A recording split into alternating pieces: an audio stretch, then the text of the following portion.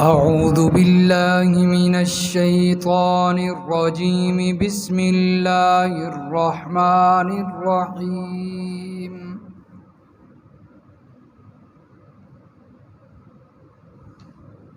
وما كنت ترجو أن يلقى إليك الكتاب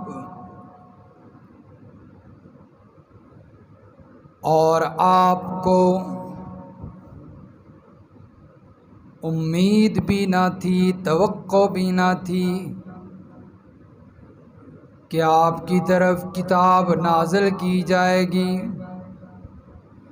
الا رحمتا من ربک، مگر یہ تیرے پروردگار کی خاص رحمت ہوئی ہے۔ فلا تکونن ظہیرا للکافرین،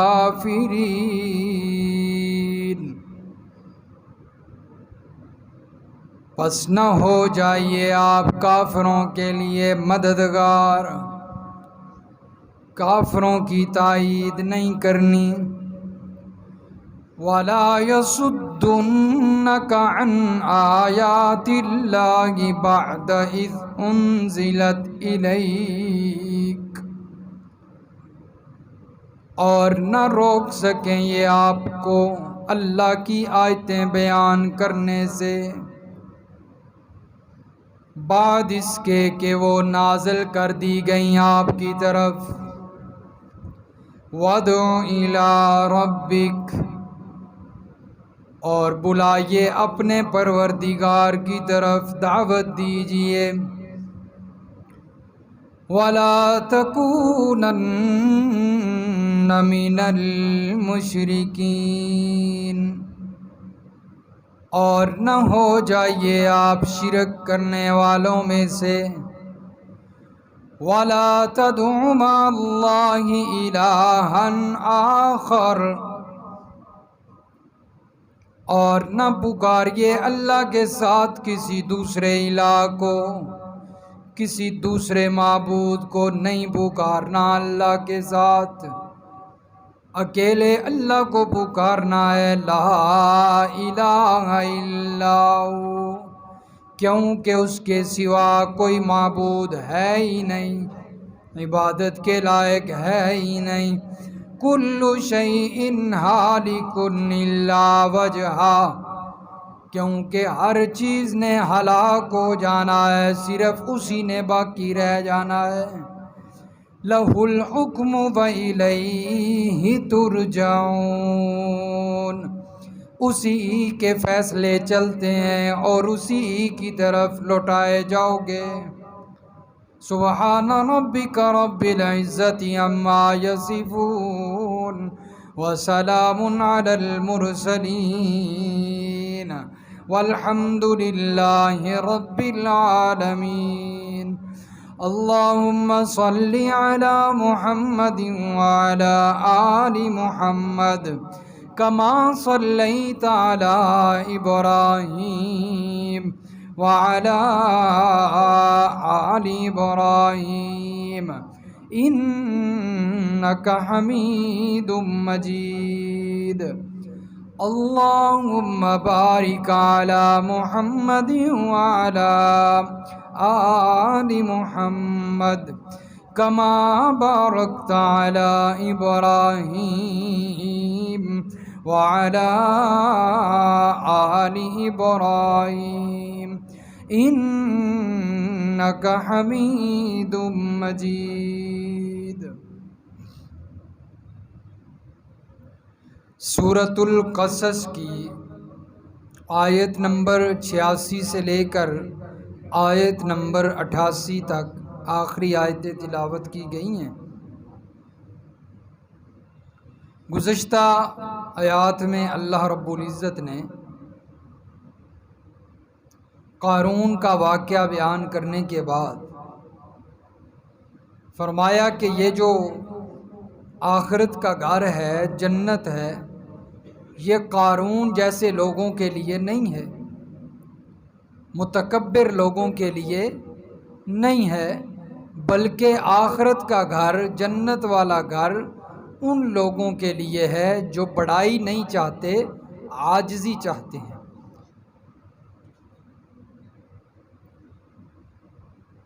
اور فرمایا کہ جو بندہ ہمارے پاس نیکیاں لے کر آئے گا تو اسے اس کی نیکیوں کا بہترین اجر دیا جائے گا، اور جو برائیاں لے کر آئے گا تو اسے برے اعمال کی سزا دی جائے گی۔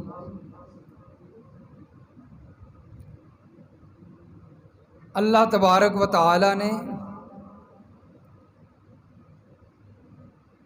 پھر اپنی ایک صفت بیان کی کہ قرآن کو نازل کرنے والا میں ہوں،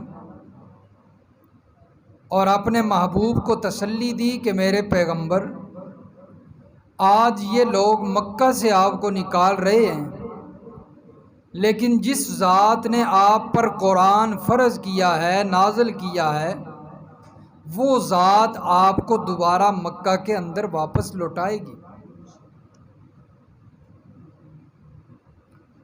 اور آج کی جو آیت ہے پہلی، اس میں بھی اللہ تبارک و تعالی نے نبی علیہ الصلاۃ والسلام کے دل میں آنے والی ایک بات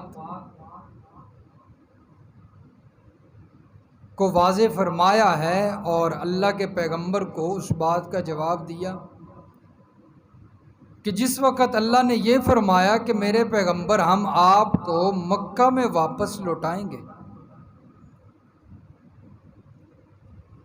اور اللہ کے پیغمبر بھی صلی اللہ علیہ وسلم ہجرت کرتے ہوئے ایک پہاڑ پر چڑھتے ہیں اور وہاں سے بیت اللہ نظر آتا ہے، اور فرماتے ہیں کہ حسرت کرتے ہیں کہ اگر یہ لوگ کفار مجھے ہجرت پر مجبور نہ کرتے تو اے بیت اللہ، میرا دل نہیں چاہتا تھا کہ میں بیت اللہ کے پڑوس کو چھوڑ کر کہیں چلا جاؤں، میں ادھر ہی پڑوسی بن کر بیت اللہ کا رہنا چاہتا تھا، لیکن ان کفار نے مجھے مجبور کیا ہجرت پر۔ تو دل میں یہ بات آئی کہ اللہ تو فرما رہے ہیں کہ میں مکہ میں آپ کو واپس لوٹاؤں گا، تو یہ کیسے ہوگا؟ جو لوگ اتنے دشمن ہیں میرے خلاف ہیں، تو انہی کے شہر میں دوبارہ واپسی کیسے ہو سکتی؟ اللہ نے فرمایا میرے پیغمبر آپ کو یہ ناممکن لگتا ہے، لیکن ہمارے لیے یہ بڑی بات نہیں ہے۔ فرمایا کہ جس وقت آپ کو توقع بھی نہ تھی، امید بھی نہ تھی کہ ہم آپ کو اپنا رسول بنائیں گے، نبی بنائیں گے، اور بغیر توقع کے، بغیر سوچے سمجھے، آپ کی سوچ کے بغیر، آپ کی سوچ میں یہ بات نہ آئی تھی، اس کے باوجود ہم نے آپ کو اپنا رسول اور پیغمبر بنا دیا تو آپ کو نبوت مل گئی، تو یہ بات جو ہے کہ آپ کو مکہ میں واپس لوٹا دینا یہ بھی مشکل نہیں، کیونکہ یہ جو نبوت ہوتی ہے یہ وہابی چیز ہوتی ہے، عطائی چیز ہے، یہ کوئی انسان کے محنت کرنے سے حاصل نہیں ہوتی۔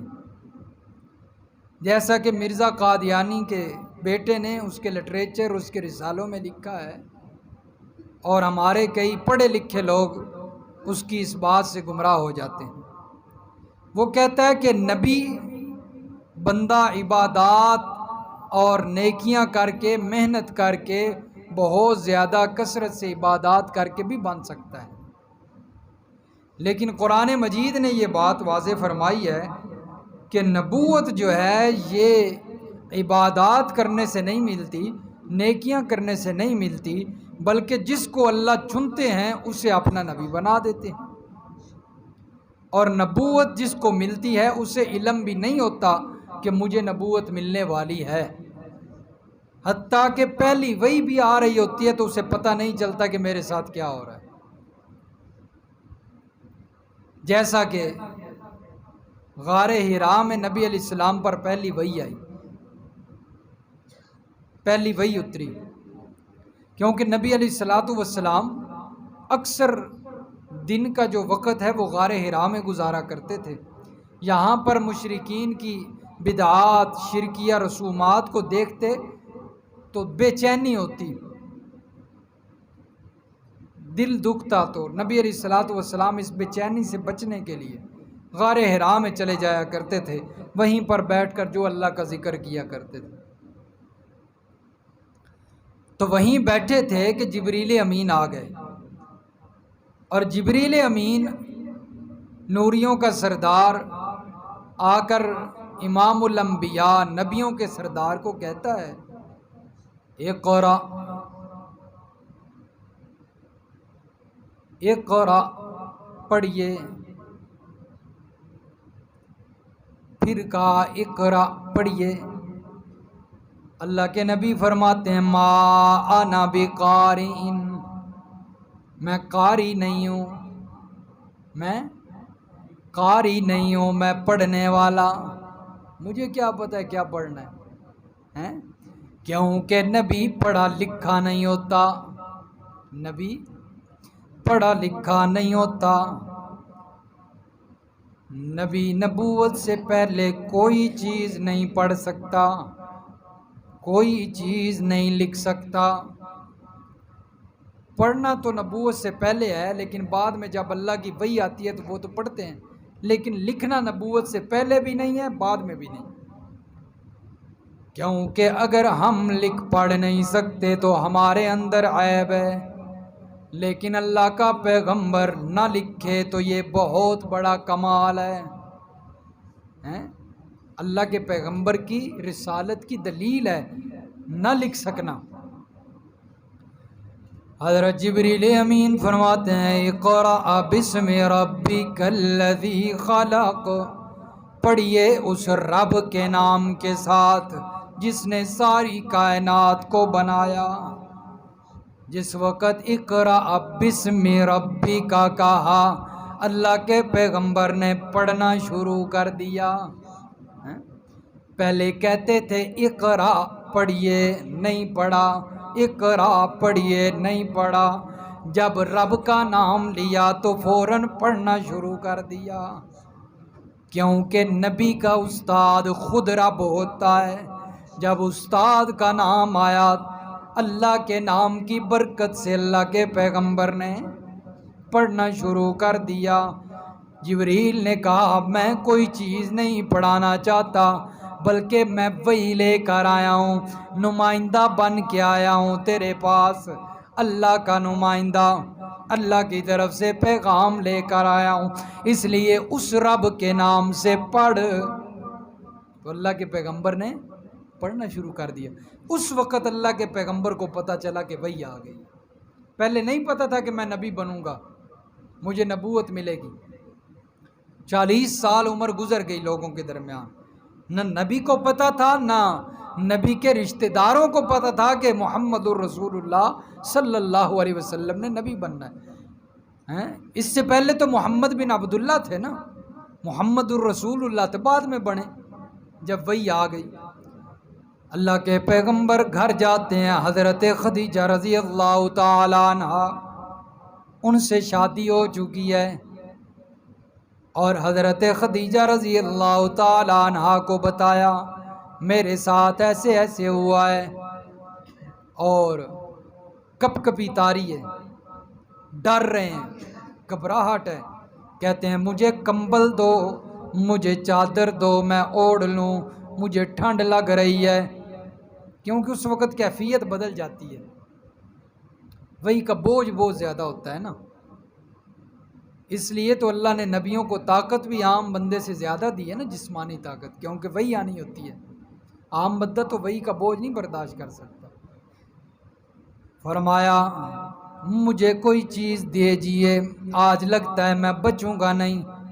حضرت خدیجہ فرماتی ہیں تسلی رکھیے، آپ تو یتیموں کا سہارا بننے والے ہیں، آپ تو لوگوں سے صلہ رحمی کرنے والے ہیں، آپ تو لوگوں کا خیال کرنے والے ہیں، اس لیے آپ کو اللہ کبھی ضائع نہیں ہونے دیں گے، اللہ آپ کو کبھی ضائع نہیں ہونے دیں گے، تسلی رکھیے۔ اس وقت اللہ کے پیغمبر پر پہلی وحی آئی اور اللہ کے پیغمبر کو پتہ چلا کہ مجھے نبوت ملنے والی ہے۔ تو یہ نبوت یہ عطائی درجہ ہے، یہ کوئی عبادت سے نہیں ملتی۔ اللہ فرماتے ہیں اللہ یستفی من الملائکہ رسلا ومن الناس، اللہ لوگوں میں سے جسے چاہتے ہیں اپنا رسول بنا لیتے ہیں، جسے چاہتے ہیں چن لیتے ہیں، جسے چاہتے ہیں پسند کر لیتے ہیں، اسے منتخب کر کے نبی بناتے ہیں۔ تو یہ اللہ فرماتے ہیں میرے پیغمبر آپ کو تو نبوت کا بھی نہیں پتہ تھا کہ نبوت بھی ملے گی، ہم نے نبوت آپ کے سوچے سمجھے بغیر دے دی ہے، تو آپ کو مدینہ سے مکہ میں واپس لوٹانا ہمارے لیے مشکل نہیں، ہم آپ کو لوٹائیں گے اور شان و شوکت کے ساتھ لوٹائیں گے۔ اور پھر آسمان نے، زمین نے، کائنات نے یہ منظر دیکھا کہ 8 سال کے بعد میرے پیغمبر دوبارہ مکہ کے اندر انٹری کرتے ہیں اور شان و شوکت سے 10,000 قدسیوں کی جماعت کے ساتھ، فرشتے ساتھ ہیں اور ایمان والے ساتھ ہیں، اور میرے پیغمبر مکہ کے اندر فاتح بن کر آتے ہیں۔ تو یہ اللہ رب العزت نے میرے محبوب صلی اللہ علیہ وسلم کو تسلی بھی دی اور فرمایا کہ یہ بات ممکن ہے، فلا تکونن ظہیرا للکافرین۔ لیکن یہ کچھ جو ہے وہ احکام اللہ نے اپنے محبوب پیغمبر صلی اللہ علیہ وسلم کو بتائے ہیں، حکم دیے ہیں۔ اصل میں یہ احکام سنایا تو نبی کو جا رہا ہے، لیکن سبق امت کو دیا جا رہا ہے، خبردار امت کو کیا جا رہا ہے کہ میرے پیغمبر کافروں کی مدد نہیں کرنی، کافروں کی تائید نہیں کرنی، فلا تکونن ظہیرا للکافرین۔ یہ سبق امت کے لیے ہے، کیونکہ نبی تو جب نبوت مل جائے، نبوت ملنے سے پہلے بڑا محتاط ہوتا ہے، اللہ ان سے ایسے کام نہیں ہونے دیتا، اور نبوت مل جائے پھر وہ کافروں کی کیسی تائید کر سکتا ہے۔ فرمایا کہ کافروں کی تائید نہیں کرنی، مدد نہیں کرنی۔ ولا یصدنک عن آیات اللہ، اور ایک حکم یہ دیا کہ اللہ کی آیتیں، اللہ کا قرآن جب نازل کر دیا جائے آپ کی طرف، اس وقت پھر یہ کافر آپ کو قرآن بیان کرنے سے روک بھی نہ سکیں۔ کافروں کی وجہ سے قرآن بیان کرنا نہیں چھوڑنا، بلکہ بیان کرنا ہے۔ یہ کافر آپ کے تبلیغ میں حائل نہ ہو سکیں۔ ولا یصدنک عن آیات اللہ، جیسا کہ اللہ تبارک و تعالی نے دوسرے مقام پہ فرمایا ہے۔ یہ جو ایک حوالہ دیکھ لیں نبوت کے حوالے سے، سورۃ الشورى ہے، پارہ نمبر 25 اور صفحہ نمبر 588۔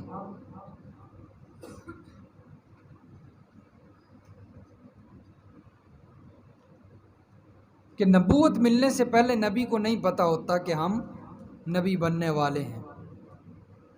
588۔ اور مرزا قادیانی کو پہلے ہی پتہ تھا کہ میں نبی بنوں گا، اس سے معلوم ہوتا ہے جھوٹا نبی تھا نا، فنکار۔ 588 سورۃ الشورى کی آیت نمبر 52، فرمایا وَكَذَلِكَ أَوْحَيْنَا إِلَيْكَ رُوحًا مِّنْ أَمْرِنَا، اسی طرح ہم وحی کرتے ہیں آپ کی طرف اپنے حکم سے، اپنا حکم بھیجتے ہیں۔ مَا كُنْتَ تَدْرِي مَا الْكِتَابُ، آپ نہیں جانتے تھے کہ کتاب کیا ہے، وَلَا الْإِيمَانُ، اور ایمان کے بارے میں بھی نہیں جانتے تھے، وَلَٰكِنْ جَعَلْنَاهُ نُورًا، لیکن ہم نے دیا نور، نہدی، یہ قرآن نور بنا کے دیا، نہدی کتاب قرآن، یہ ہم نے آپ پر نازل کیا روشنی بنا کر، اس کی صفت ہے نور۔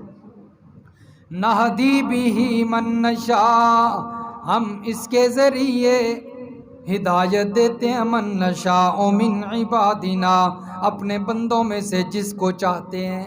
سب کو ہدایت نہیں ملتی، بلکہ جس کو اللہ جس کے بارے میں چاہتے ہیں اسے ہدایت ملتی ہے اس قرآن کے ذریعے۔ کتنے لوگ ہیں جو قرآن تو موجود ہے لیکن قرآن سے ہدایت نہیں حاصل کر رہے، قرآن کے قریب نہیں آتے، ان کو کہا بھی جاتا ہے پھر بھی نہیں آتے، کیونکہ اللہ کی چاہت نہیں ہے ان کے حق میں، اور یہ چاہت تب اللہ کی بنتی ہے جب انسان کے دل میں طلب پیدا ہو جائے، طلب ہو نا تو پھر اللہ کی چاہت بھی شامل حال ہو جاتی ہے۔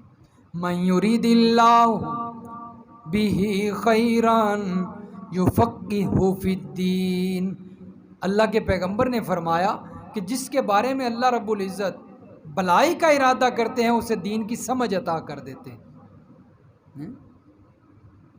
تو یہ جتنے لوگ باہر موجود ہیں، گھوم رہے ہیں، کھا تو یہ بھی اللہ کر رہے ہیں لیکن اللہ کے حکموں پر نہیں چل رہے۔ ابھی میں نماز بار پڑھ رہا تھا تو اندر تو آواز شاید نہیں آتی، بند ہوتے ہیں نا دروازے، باہر سین والوں کو تو آواز آ رہی ہوتی ہے، باہر وہ آوازیں لگا رہے تھے اپنے ٹماٹروں کی، اپنے پیازوں کی، 150 روپے کلو، 200 روپے کلو۔ انہیں یہ حیا نہیں، انہیں یہ شرم نہیں کہ اندر نماز ہو رہی ہے۔ کفار بھی مسلمانوں کی عبادت کا خیال کیا کرتے تھے، مسلمان اگر مسجد میں عبادت کرتے تھے نا تو کفار بھی اس چیز کا خیال کیا کرتے تھے، شور نہیں مچاتے تھے باہر۔ حضرت عمر رضی اللہ تعالیٰ عنہ کے بارے میں نہیں آپ نے سنا؟ جب وہ ایمان لاتے ہیں تو نبی علیہ الصلوۃ والسلام کو نقصان پہنچانے کے لیے آ رہے تھے نا، دیکھا کہ اللہ کے نبی مسجد میں نماز پڑھا رہے ہیں، قرآن کی تلاوت کر رہے ہیں، تو دروازے میں کھڑے ہو گئے اور کھڑے ہو کر سننے لگ گئے خاموشی سے۔ وہ جنوں کی جماعت آئی تھی نا، وہ بھی، اس نے بھی دیکھا کہ عبادت ہو رہی ہے مسلمانوں کی، وہ جن مسلمان نہیں تھے تو وہ بھی ایک دوسرے کو کیا کہتے ہیں، خاموش ہو جاؤ۔ وہ بھی مسلمانوں کی عبادت کا خیال کیا کرتے تھے، کفار بھی، لیکن آج مسلمانوں کو مسلمانوں کی عبادت کا خیال نہیں کہ اندر عبادت ہو رہی ہے اور یہ باہر اپنی آوازوں میں گم ہے۔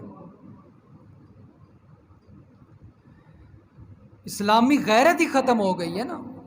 مسلمان تو ہیں لیکن وراثت میں جو اسلام ملا وہ مسلمان ہے، اندر اسلام نہیں ہے، اندر اسلام نہیں۔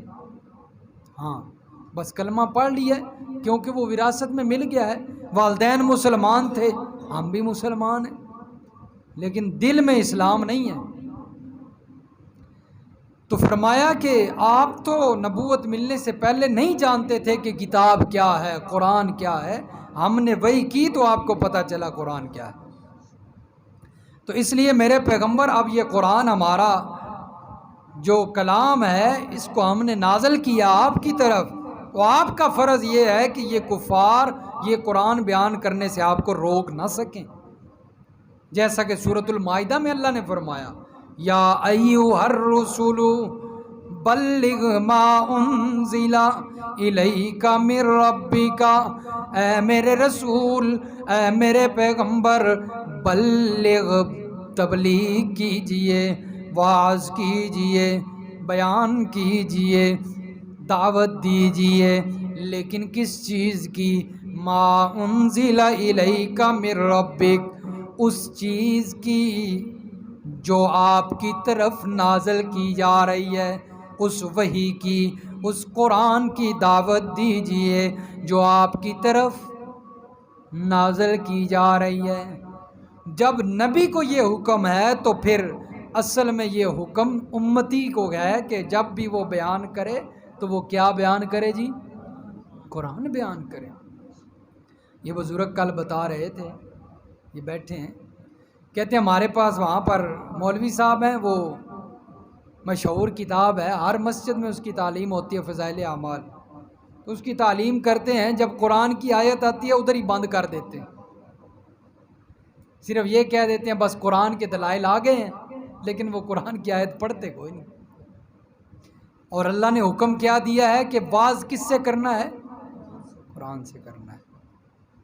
آج ہمارا مزاج یہ بن چکا ہے کہ ہم مولویوں کے قصے کہانیوں سے واعظ کرتے ہیں، بزرگ نے یہ فرمایا تھا، فلاں حضرت صاحب نے یوں فرمایا تھا، او بھائی قرآن کو بیان نہیں کرنا کہ قرآن نے یہ فرمایا ہے، قرآن میں یہ آیا ہے، وہ کس نے بیان کرنا ہے؟ کوئی اور امت آئے گی، کوئی اور قوم آئے گی؟ تو اللہ کے نبی قرآن بیان کیا کرتے تھے، اور اللہ کا حکم بھی تھا بلغ ما انزل الیک من ربک، لیکن آج مولوی کہتا ہے نہیں جی قرآن نہیں بیان کرنا، قرآن بیان کریں گے تو توڑ پیدا ہوئے گا۔ کی پیدا ہوئے گا؟ توڑ پیدا ہوئے گا۔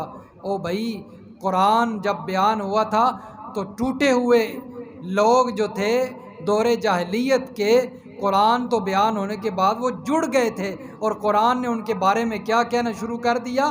رحماء بینہم، یہ آپس میں بھائی بھائی بن گئے۔ پہلے ایک دوسرے کو قتل کیا کرتے تھے، ایک دوسرے کی عزتوں کے دشمن، ایک دوسرے کی جانوں کے دشمن، مال کے دشمن، لیکن جب قرآن بیان ہوا، قرآن کہتا ہے اس نے ایسے جوڑا کہ ایک دوسرے کی عزتوں کے بھی محافظ بن گئے، جانوں کے بھی محافظ بن گئے، ایک دوسرے پر جانیں قربان کرنے والے بن گئے۔ وہاں قرآن جوڑ رہا ہے اور تم کہتے ہو کہ قرآن توڑ پیدا کرتا ہے، اس لیے قرآن نہیں بیان کرنا۔ ذرا دیکھیے تو صحیح ہیں کیسی شیطان نے ان کو پٹی پڑھائی ہے۔ تو اللہ کے پیغمبر کو بھی حکم ہوا میرے پیغمبر آپ نے بیان کرنا ہے تو قرآن، یا اللہ قرآن بیان کروں گا تو لوگ تو ماریں گے، تکلیفیں پہنچائیں گے، دشمنیاں پیدا ہو جائیں گی، اپنے پرائے بن جائیں گے، دشمن ہو جائیں گے۔ اللہ نے فرمایا میرے پیغمبر اگر قرآن نہ بیان کیا وَإِن لَّمْ تَفْعَلْ فَمَا بَلَّغْتَ رِسَالَتَهُ، اگر میرے پیغمبر آپ نے قرآن نہ بیان کیا تو پھر نبوت کا حق بھی ادا نہیں کیا۔ اگر مولوی قرآن بیان نہیں کرتا تو اس نے اپنے علم کا حق ادا نہیں کیا۔ 8 سال جو مدرسے میں بیٹھ کر اپنے آپ کو جو ہے وہ تکلیفیں اٹھا کر بھوکے رہ کر علم حاصل کرتا رہا، اگر علم حاصل کرنے کے بعد آ کر قرآن بیان نہیں کیا تو 8 سال کا کوئی فائدہ نہیں ہوا۔ اگر نبی قرآن بیان نہیں کرتا تو نبی نبوت کا حق ادا نہیں کرتا، تو اگر مولوی جو نبی کا وارث ہے، العلماء ورثۃ الانبیاء، نبی کو علماء کو نبی کا وارث کیوں کہا گیا؟ کہ یہ نبی کے مشن کو آگے لے کر چلنے والے ہیں، اور نبی کا مشن کیا ہے؟ قرآن۔ نبی کا مشن کیا ہے؟ قرآن۔ جب یہ اس مشن کو بیان نہیں کریں گے تو یہ وارث بنیں گے؟ یہ اپنے علم کا حق ادا نہیں کریں گے۔ علم کا حق ادا وہ مولوی کر رہا ہے جو قرآن بیان کر رہا ہے، جو قرآن سے ہٹاتا ہے وہ تو اس علم کا حق ادا نہیں کر رہا، بلکہ وہ علم اس پہ بد دعائیں لانتے بھیجتا ہے کہ مجھے کس مقصد کے لیے حاصل کیا تھا، کس مقصد کے لیے مجھے حاصل کیا تھا۔ اور فرمایا میرے پیغمبر وَدْعُ إِلَىٰ رَبِّكَ، انہیں بلائیے اپنے پروردگار کی طرف، یہ بھی حکم ہے۔ کس کی طرف بلانا ہے؟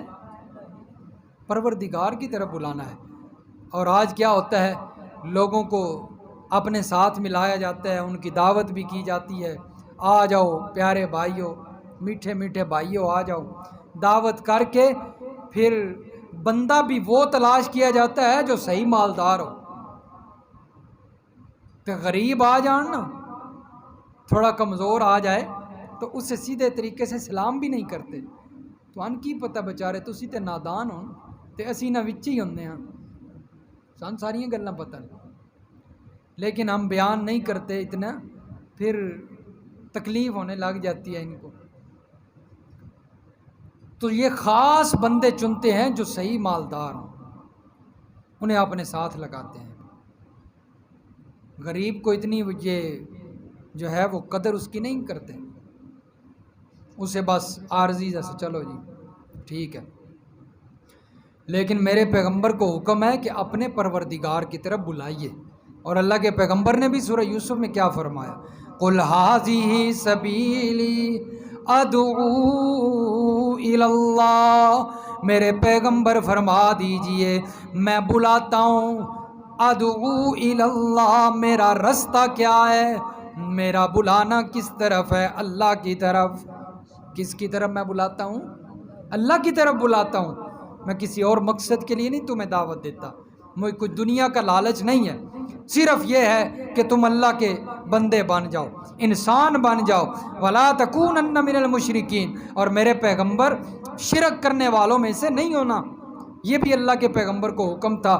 اصل میں یہ اللہ کے پیغمبر کو حکم تو ظاہراً اللہ کے پیغمبر کو ہی نظر آ رہا ہے، لیکن میں نے پہلے بھی عرض کیا ہے یہ خبردار کس کو کیا جا رہا ہے؟ امت کو، کہ امت مشرک نہ بن جائے، کیونکہ پیغمبر تو نبوت سے پہلے بھی شرک سے بیزار ہوتا ہے، نبوت کے بعد بھی شرک سے بیزار ہوتا ہے۔ یہ صفحہ نمبر دیکھیے جی، سورۃ زمر ہے اور صفحہ نمبر 560 ہے، یہ ایک حوالہ دیکھیے، صفحہ نمبر 560 سورۃ الزمر،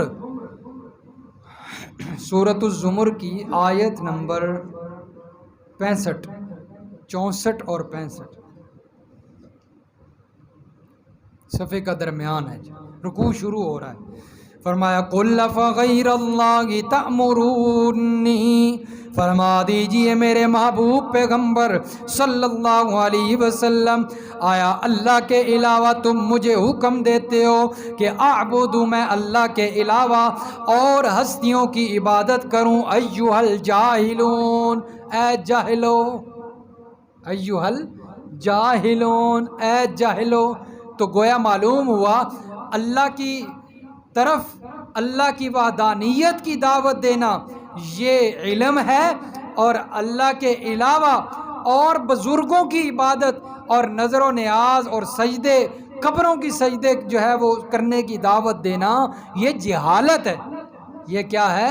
جہالت ہے۔ قرآن مجید کی آیت سے پتہ چلا ہے ایھا الجاہلون، اللہ کے پیغمبر نے غیر اللہ کی دعوت دینے والوں کو جاہل کہا ہے۔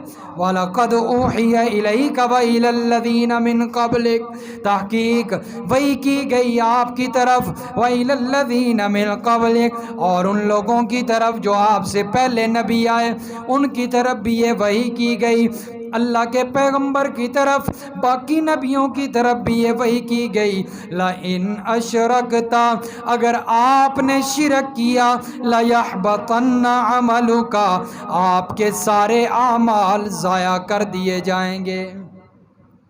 اگر شرک کر لیا آپ نے میرے پیغمبر تو آپ کے سارے عمل کیا ہو جائیں گے؟ ضائع ہو جائیں گے، آپ کے پھر عمل آپ کو فائدہ نہیں دیں گے۔ وَلَتَكُونَنَّ مِنَ الْخَاسِرِينَ، اور آپ نقصان اٹھانے والوں میں سے ہو جائیں گے۔ اب اللہ کے نبی تو شرک نہیں کر سکتے، لیکن پھر بھی اللہ کے پیغمبر کو اتنا سخت حکم دیا گیا، سخت وعید آئی کہ میرے پیغمبر اگر آپ نے بھی شرک کیا نا تو پھر آپ کے عمل بھی ضائع کر دیے جائیں گے۔ پھر یہ نہیں دیکھا جائے گا کہ آپ میرے محبوب ہیں، پھر یہ نہیں دیکھا جائے گا کہ مجھے آپ سے محبت ہے، بس مجھے شرک کی ملاوٹ نہیں پسند۔ اور سورۃ الانعام کے اندر اللہ نے تو کئی نبیوں کا نام لے کر کہا ہے وَلَوْ أَشْرَكُوا لَحَبِطَ عَنْهُمْ مَا كَانُوا يَعْمَلُونَ، اگر تم نے شرک کیا تو میں عمل ضائع کر دوں گا۔ نبی اگر شرک کرے تو عمل ضائع ہو جاتے ہیں، تو امتی اگر شرک کرے تو اس کے عمل باقی رہتے ہیں، اس کے عمل باقی نہیں رہتے، اس کا کوئی عمل قبول ہی نہیں اگر کوئی شرک میں مبتلا ہے۔ تو اس لیے شرک کرنے والے لوگوں کا دھیان کر کے اپنے عمل بھی محفوظ کیا کریں۔ ہمارے لوگ دیکھتے ہی کوئی نہیں، اس مولوی کے پیچھے بھی نماز پڑھنی شروع کر دیتے ہیں جو اللہ کے علاوہ دوسری ہستیوں کو بھی پوچھتا ہے، حضرت علی حجویری کے دربار پر جانے کی دعوتیں دیتا ہے، شیخ عبد القادر جیلانی کے نام کے 11ویں دینے کی دعوتیں دیتا ہے، اسی انہوں دے پیچھے بھی پڑھ لیندے ہیں، ساڑھی ہو جاندی۔ خیال کیا کریں، نماز نہیں ہوتی ایسے لوگوں کے پیچھے، کیونکہ ان کا اپنا عمل قبول نہیں ہے۔ جب ان کا قبول نہیں تو ہمارا کیسے قبول ہوگا؟ بہرحال اللہ نے فرمایا میرے پیغمبر اللہ کے ساتھ دوسرا الہ نہیں بنانا، یہ ہمیں پسند ہی نہیں۔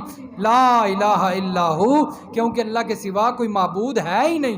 کل شیء ہالک الا وجہ، دلیل اللہ نے دی، کیونکہ ہر چیز نے ہلاک ہو جانا ہے، نبیوں نے بھی دنیا سے چلے جانا ہے، موت آ جانی ہے، اور ولیوں پر بھی موت آنی ہے، صرف ایک ذات باقی رہے گی، اور وہ کس کی ذات ہے؟ اللہ کی۔